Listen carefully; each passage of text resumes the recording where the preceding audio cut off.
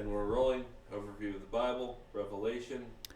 We're in chapter 12 of Revelation. Just saw that Michael is waging war in the heavens with the dragon.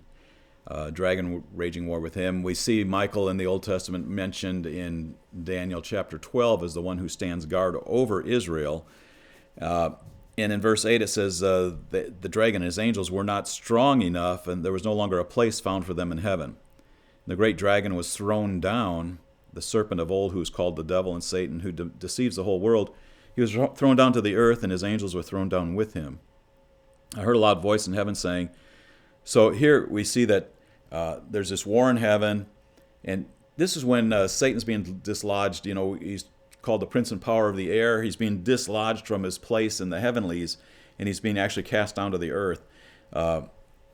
It says, verse 10, now I heard a loud voice in heaven saying, now the salvation and the power and the kingdom of our God and the authority of his Christ have come.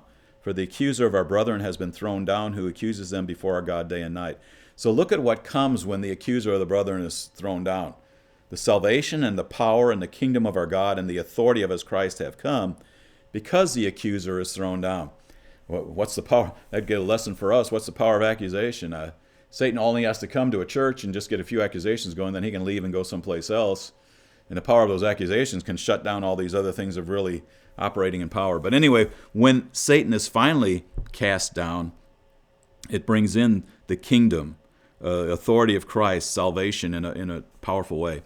In verse 11, often quoted verse, actually 2/3 of it are often quoted, and they overcame him because of the blood of the Lamb and because of the word of their testimony, and they did not love their life even to death. So what happens in this verse here is talking about those that overcome the one who's cast down to the earth, and they overcome him by the blood of the Lamb. They're cleansed, so the accusations that Satan would bring against them won't stick. The word of their testimony, which is a powerful thing of faith, that's faith that the Lord has saved you, and they did not love their life even to death. It's like they're in this for the long haul. You can't, there's nothing, if they're not going to renege on their testimony because they're threatened to die, then there's nothing really you can do to them. For this reason, rejoice, O heavens, and you who dwell in them. Woe to the earth and the sea, because the devil has come down to you, having great wrath, knowing that he only has a short time. And when the dragon saw that he was thrown down to the earth, he persecuted the woman who gave birth to the male child. So this looks like a real picture, once again, that we see in Zechariah 14, that there's going to be a great anti-Semitism.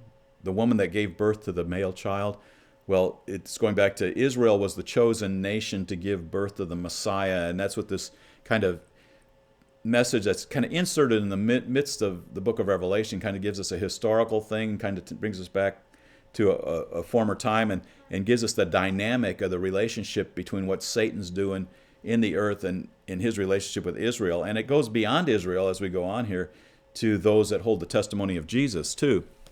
And so he's thrown down to the earth, persecuted the woman who gave birth to the male child. So this looks like Satan-inspired anti-Semitic racism at its fullest degree with hostility, you know. And it says in 14, and the two wings of the great eagle were given to the woman in order that she may fly into the wilderness to her place. Once again, same thing we've already seen here, where she was nourished for a time, a times, and a half a time from the presence of the serpent. Once again, there's that 3.5 year period. Time would be 1 year, times would be 2 years, and half a time, half a year. So 3.5 years. Once again, the same thing as the 1,260 days, the 42 months. We see this time period over and again. This seems to be the Great Tribulation time period. Okay? It's over and over here. It's in the book of Daniel also. Verse 15, and the serpent poured out water like a river out of his mouth after the woman, so that he might cause her to be swept away with the flood. And the earth helped the woman, and earth opened up its mouth and drank up the river which the dragon poured out of his mouth. And then here's one of the keys here, really, what we want to get to. And the dragon was enraged with the woman and went off to make war with the rest of her offspring, who keep the commandments of God and hold to the testimony of Jesus. So it's not only talking about the woman who gave birth to the male child, Israel, but then the persecution goes to those that hold to the testimony of Jesus, which would be Christians of any nation, any background, but those that believe in Jesus. So we see this parenthetical kind of chapter thrown in here, kind of elaborating on the circumstances so we have better understanding. And then it kind of goes back to more of what might be the sequence here. Chapter 13, it's talking about, I saw a beast coming up out of the sea, having 10 horns and 7 heads. Same thing. And on his horns were 10 diadems, crowns, and on his head were blasphemous names. And the beast I saw was like a leopard, and it goes to describe it, which we've seen that in other other books, in Ezekiel and Daniel, things like that. And then it says in verse 3, and I saw one of the heads as if it had been slain, and his fatal wound was healed, and the whole earth was amazed and followed after the beast. And it looks like when he's talking about the 7 heads, it's talking about kind of kingdoms, okay? And so when it says that one of the heads was slain, it's probably not talking about like an individual, but more of a system, a nation, whatever. A lot of this is symbolic. There's some explanation, but it's maybe not as clear as what we would like to have at this time. Verse 4, and they worshiped the dragon because he gave his authority to the beast. And they see the fatal head wound was healed, and the whole earth was amazed. They followed after the beast, and they worshiped the dragon. They worshiped Satan, basically, here, because he gave his authority to the beast. So they're worshiping Satan because he's given authority to this manifestation of this kingdom on the earth that's very powerful. And they worship the beast, saying, who is like the beast and who is able to wage war with him? We can't withstand the beast, so we worship the dragon, Satan, and he's the one that gave power to the beast. In verse 5 it says, and there was given to him a mouth speaking arrogant words and blasphemies, and authority to act for 42 months was given to him. 42 months, 3.5 years. Once again, this is the time period over and over and over again that we look at the end here, that all of this stuff is culminating. It's all taking place. Both the worst stuff that Satan has, but also the time of the witnesses prophesying in incredible power and authority. And so all of this stuff is happening at the same time on the earth. Verse 6, he opened his mouth in blasphemies against God to blaspheme his name. And it said in verse 7, and it was given to him to make war with the saints, or the holy ones, and to overcome them. And authority over every tribe and people and tongue and nation was given to him. So he actually has some authority that's given to him in this time to rule over the earth. And it's a time of testing for the whole earth. And all who dwell on the earth will worship him, everyone whose name has not been written from the foundation of the world in the book of life of the Lamb who was slain. So the world turns to worship him except those that are believers in the Lord Jesus. Their names are written in the book of life.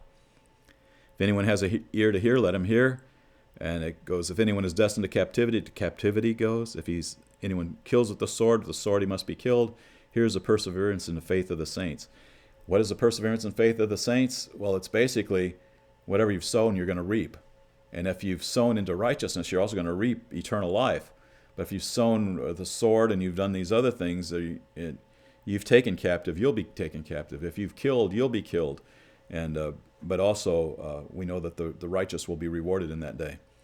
And then there's another beast. This first one was said has come from the sea. Then there's another beast that begins to rise, who's come from the earth, it says. He has 2 horns, verse 11, and he spoke as a dragon. He exercises all the authority of the first beast in his presence, and he makes the earth and those who dwell in it to worship the first beast, whose fatal wound was healed. It says he performs great signs, even fire from heaven. He deceives those who dwell on the earth. And he's given power to make the image of the beast. There's an image of the beast that's made. The image of the beast is able to speak. And those that don't worship that image of the beast are killed. And he causes all mankind, rich and poor, it says, free men, slaves, to get a mark on their right hand and forehead. There's the second mark. The first one was to protect those 144,000, and I think maybe those related with them, from the things coming upon the earth. Here, the ones that get this mark are actually the ones that are destined for the great wrath that comes. They get a mark on their hand and forehead. They think it's going to give them some great, they're able to buy and sell under the beast's authority, but they're also the ones that are marked for the plagues that are coming, that'll come later. we see at the end of this chapter, it delineates a little bit more about this. It says these are the ones, and the mystery of this thing is the number and the name of that beast is 666. And we'll just mention that in passing in our next session.